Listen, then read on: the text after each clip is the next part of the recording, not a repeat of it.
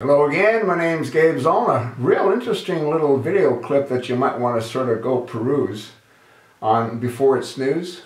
And the title is FEMA Facilities, the Real Story. It includes videos. And the narrator portrays a rather interesting potential concept. What he says is that, and I believe this is true, the government's created a tremendous number of Americans to be totally and completely dependent on them. And we saw what happened when the government went ahead and stopped food stamps in a couple of states. There was riots that broke out.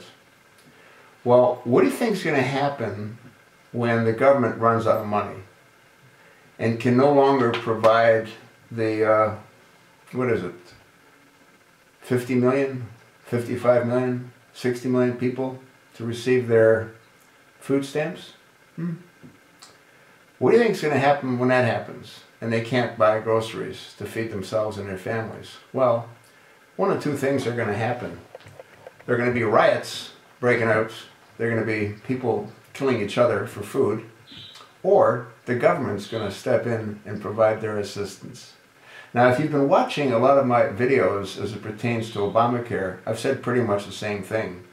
What they're doing is they're putting a lot of people, as many as they can, and obviously not enough, but as many as they can onto Obamacare, knowing that it was never designed to work, knowing that it will never be corrected to work.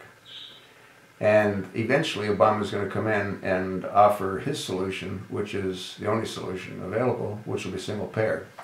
Well, what if the same thing happens here? What if they say, you know what, we're out of money, as this person says in this article, we're out of money, we can't continue to provide food stamps. However, we do have a solution.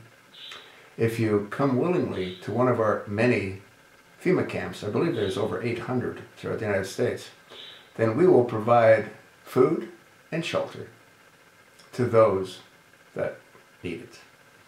Well, once they've got a fairly large cross-section of the population contained, I don't know, 50, 60 million in these FEMA camps, they're going to have to do one of two things. They're going to have to either exterminate them to make room for new ones, or they're going to have to exterminate them. Either way, they're going to be exterminated. But they're going to be going there voluntarily.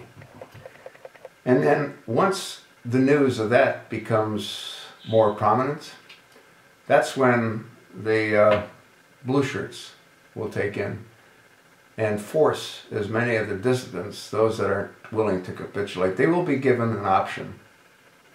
The option that they'll be given is to be under the total control of the caliphate. They'll be told you have no choice other than to adhere to Sharia Law.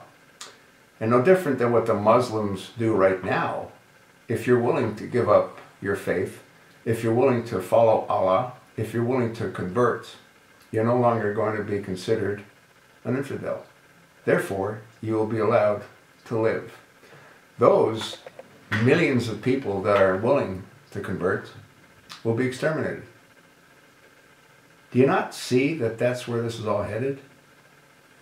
Does this not make perfect sense? You know, I mean, think about it. You have millions of people completely dependent on a government. You take away that offering. You give them an option. Come in voluntarily. We'll feed you. We'll shelter you. We'll provide for you. Interesting, is it not? There is no other way. You either force them into these one of 800 FEMA camps, or you trick them into voluntarily going to the FEMA camps.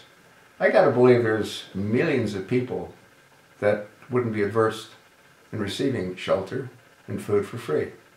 I wonder if they're going to give them cable TV. You know, maybe they can continue to watch Fox. What do you think? Well, if they do offer TV, they're not going to be able to get Fox. Not in this time or not in any time. That's what I think. You think any of this makes any sense? You think it's possible? I do. Yeah, I absolutely do.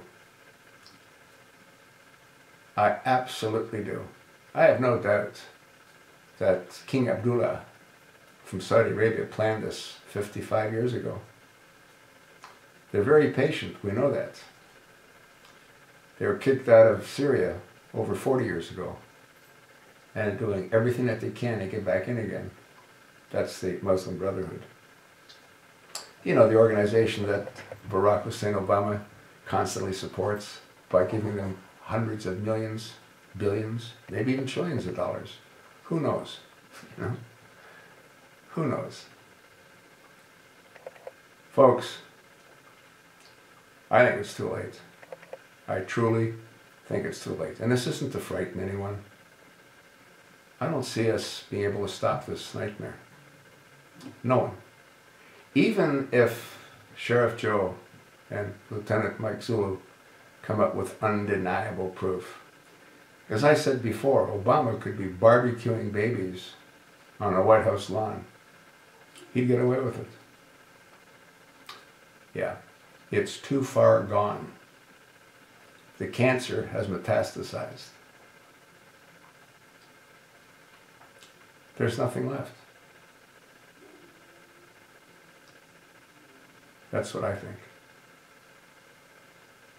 What do you think?